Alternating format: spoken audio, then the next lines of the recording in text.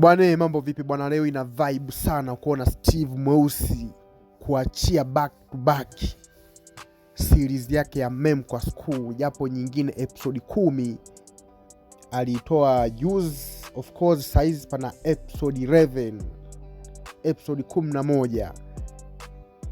Na enjoy sana kuona Steve Mweusi anatoa content zake wazo zinakuwa ni very quality za kiwango.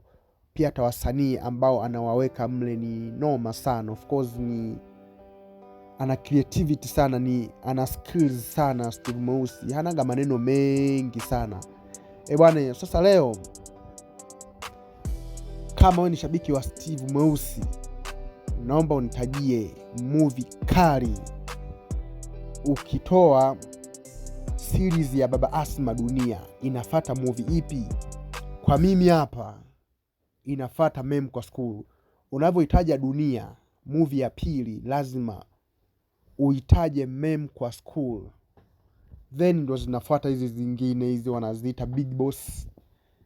Kwa mimi hapa ukitoa Dunia lazima uhitaje Mem kwa School. Of course hata ukiangalia YouTube huko Mem kwa School, Mem kwa School, YouTube nzima imechafuka sana na Mem kwa School. Of course watu wana show love, movie inaenda, so